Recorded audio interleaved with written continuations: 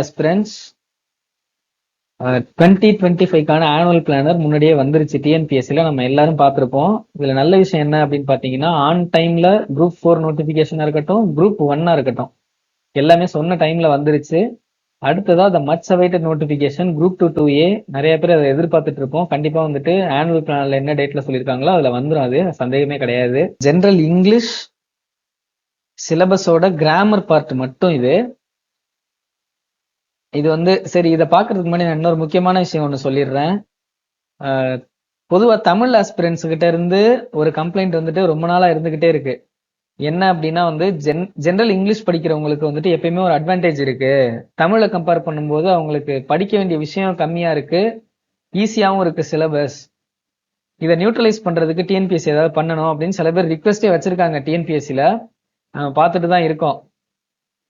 So இந்த முறை TNPSC வந்து நியூட்ரலைஸ் பண்றது கொஸ்டின் பேப்பர்ல ஏதாவது பண்ணுவாங்களா அப்படிங்கிறதெல்லாம் நம்ம வெயிட் பண்ணி தான் பார்க்கணும். ஒரு சில விஷயங்கள் இந்த சிலபஸ் சேஞ்சிலேருந்து என்ன தெரிய வருதுன்னா, டிஎன்பிஎஸ்சியுமே அதை அட்டம் பண்றாங்க அப்படின்னு தான் தோணுது.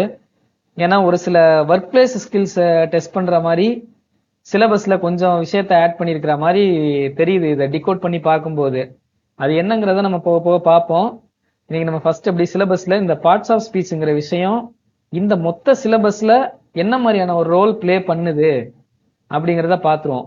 நம்ம இப்ப பார்ட்ஸ் ஆஃப் ஸ்பீச் வந்துட்டு பார்த்தோம் அப்படின்னா, இதுதான் பார்ட்ஸ் ஆஃப் ஸ்பீச்.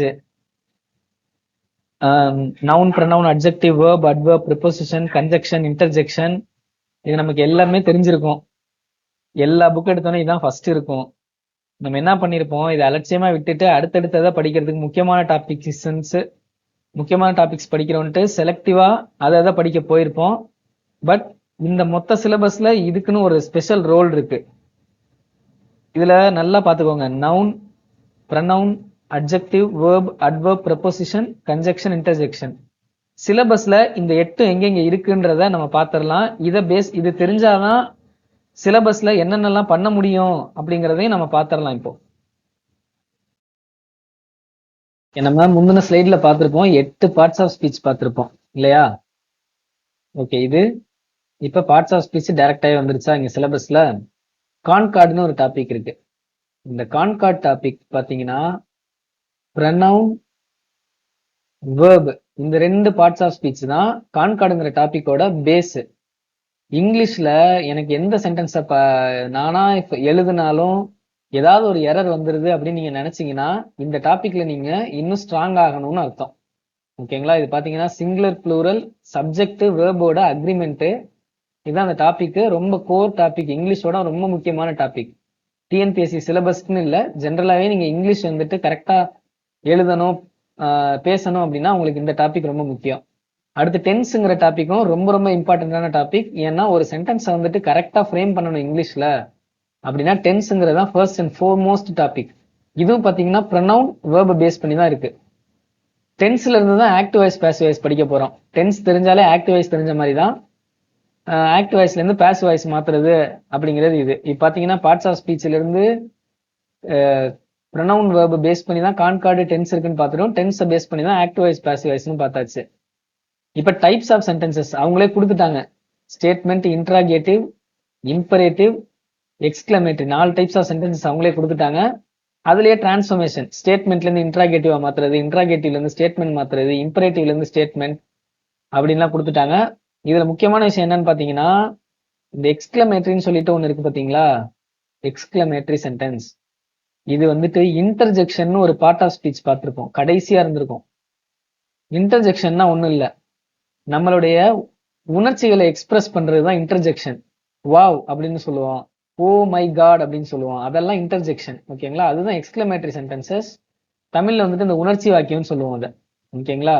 எங்க வரைக்கும் இந்த டாபிக் வந்திருக்குன்னு பாத்தீங்கன்னா இங்க வரைக்கும் வந்திருக்கு, டைப்ஸ் ஆஃப் சென்டென்சஸ். ஆனா ரொம்ப ஈஸியான டாபிக் இது. இதுலயே பாத்தீங்கன்னா அசர்டிவ் டு நெகட்டிவ்னு ஒண்ணு இருக்கு. பாசிட்டிவ் ஃபார்ம்ல இருக்கிற சென்டென்சஸ் நெகட்டிவா, நேர்மறையான பொருள்ல இருக்கிறத எதிர்மறை பொருளுக்கு மாத்துறது. அடுத்து பாத்தீங்கன்னா வேர்ப் இங்க ஸ்டார்ட் ஆகுது. பார்ட் ஆஃப் ஸ்பீச்ல டைரக்டாவே நம்ம வேர்ப்னு ஒண்ணு பார்த்தோம். வேர்ப் இங்க பெரிய டாபிக்காவே இருக்கு. Verb, main verb, auxiliary verb, regular, irregular வேர்ப்னு இருக்கு. அது ரொம்ப சிம்பிள் தான். இப்ப நான் வந்துட்டு இங்க ஒண்ணு எழுதுறேன் பாருங்க. இப்ப நமக்கு தெரியும், வாக், வாக்டு, வாக்டு. இது வந்து நம்ம நம்ம எல்லாத்தையும் டீடைல்டா பார்க்க போறோம். பட் இப்ப ஒரு எக்ஸாம்பிளுக்காக எழுதுறேன். வாக்குங்கிறது ஒரு verb. இதோட past form walked, past participle form வந்து வாக்கு. ஈடின்னு வருது பாத்தீங்களா? இந்த மாதிரி வர்றதெல்லாம் ரெகுலர் verb. இப்ப இதே வந்து ரன்னு எழுதுறேன்னு வச்சுக்கோங்க. ரன், ரேன், ரன் அப்படின்னு எழுதுனேன்னா இது பாருங்க மாறுது. 3 வேற வேறையா இருக்கு. சோ இது வந்து irregular verb. ஓகேங்களா? இங்க வரைக்கும் வந்துச்சு. பார்ட்டிசிபிள்ஸ் வரைக்கும் verb ஃபார்ம் வந்துருச்சு. ஓகே. இப்ப ரொம்ப முக்கியமான விஷயம் என்னன்னு பாத்தீங்கன்னா, இந்த டைப்ஸ் ஆஃப் சென்டென்சஸ்னு ஒண்ணு இருக்கு பாத்தீங்களா? இதுதான் நான் சொன்னேன். டிஎன்பிஎஸ்சி மேபி இந்த முறை இந்த டாபிக் கொஞ்சம் அதிகமா டார்கெட் பண்றதுக்கு வாய்ப்பு இருக்கு. என்னன்னு கேட்டீங்கன்னா, இதுல 2 விஷயம் பண்ணலாம். ஒண்ணு, நம்மளுடைய ஒர்க் பிளேஸ் ஸ்கில்ஸை பயங்கரமா சோதிக்கணும்னு நினைச்சாங்கன்னா இந்த டாபிக் வந்து டிஎன்பிஎஸ்சி நிச்சயமா டார்கெட் பண்ணுவாங்க இந்த முறை. இப்ப வந்து ஜாப் கிடைச்சி வேலைக்கு போயிட்டீங்கன்னு வச்சுக்கோங்களேன், அங்க வந்துட்டு நீங்க டே டு டே ஹேண்டில் பண்ற லெட்டர்ஸ், நீங்க எழுதுற டிராஃப்ட்ஸ் எல்லாத்துலயும் பாத்தீங்கன்னா இந்த டாபிக் வந்து முக்கியமான பங்கு வகிக்கும். ஏன்னா மீனிங் மாறாம ஒரு சென்டென்ஸை 3 டைப்ல நீங்க சொல்லணும் அப்படின்னா வந்துட்டு இந்த சிம்பிள் காம்பவுண்ட் காம்ப்ளெக்ஸ் உங்களுக்கு நிச்சயமா தெரிஞ்சிருக்கணும். ஃப்ரேசஸ், கிளாஸஸ் எல்லாமே அதுக்குள்ளதான் வருது. அதே மாதிரி இது கொஞ்சம் கஷ்டம் அப்படிங்கிற மாதிரி நினைச்சீங்கன்னா இந்த டாபிக் தான் ஜெனரல் தமிழையும் ஜெனரல் இங்கிலீஷ் கேண்டிடேட்ஸையும் நியூட்ரலைஸ் பண்றதுக்கான ஒரு டாபிக்காக கூட இதை டிஎன்பிஎஸ்சி யூஸ் பண்ணலாம்.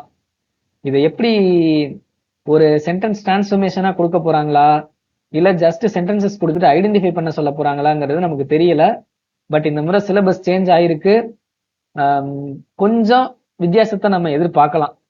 ஓகேங்களா? அடுத்து கொஸ்டின் டாக்ஸ் ஒன்று ஈஸியான டாபிக் தான். சென்டென்ஸ் பேட்டர்ன் ஈஸியான டாபிக் தான். இதெல்லாம் நம்ம 6வது 7வது 8வதுல இருந்து பார்த்துட்டே வர்ற டாபிக்ஸ் தான். பட் எல்லாத்துலயுமே பார்ட்ஸ் ஆஃப் ஸ்பீச் அடங்கி இருக்குன்றத மறந்துடாதீங்க. நான் ஏன் அதை திரும்ப திரும்ப சொல்றேன்னா, பார்ட்ஸ் ஆஃப் ஸ்பீச் வந்துட்டு எல்லாத்துலயும் அதுக்கான ரோல் இருக்கு.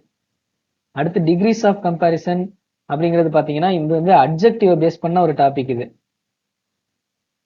அட்ஜெக்டிவ் பேஸ் பண்ணி இருக்கிற ஒரு topic degrees of comparison. So இங்கேயும் ஒரு பார்ட் ஆஃப் ஸ்பீச் வந்துருச்சு. டைரக்ட் இன்டைரக்ட்ல எல்லாமே இருக்கு. டென்ஸ் இருக்கு, வேர்ப் இருக்கு, கன்ஜெக்ஷன் இருக்கு, எல்லாமே பாத்தீங்கன்னா டைரக்ட் இன்டைரக்ட்ல நிச்சயமா இருக்கு. சிந்தசிஸ் ஆஃப் சென்டென்சஸ் பாத்தீங்கன்னா வந்து இந்த இதுதான் சிம்பிள் காம்பவுண்ட் காம்ப்ளெக்ஸ். இதோட ஒரு இன்டர்லிங்கா இருக்கிற ஒரு topic synthesis of sentence. Punctuations பாத்தீங்கன்னா வந்து தமிழ்ல நிறுத்தற்குறிகள்னு சொல்லுவோம். Full stop, comma, inverted commas, question mark, இதுக்கான ரோல், இதுக்குன்னு தனித்தனியா ரோல் இருக்கு. இந்த மார்க்ஸுக்கு full stop, comma, question mark எல்லாத்துக்குமே தனித்தனி ரோல்ஸ் இருக்கு. அது பங்க்சுவேஷன்ஸ். ஸோ இந்த வீடியோவில் இதுக்கு அப்புறம் நம்ம ரொம்ப டெப்த்தாக போவேன்னா இது சிலபஸோட ஒரு ஓவர்வியூ மாதிரி இருக்கட்டும்.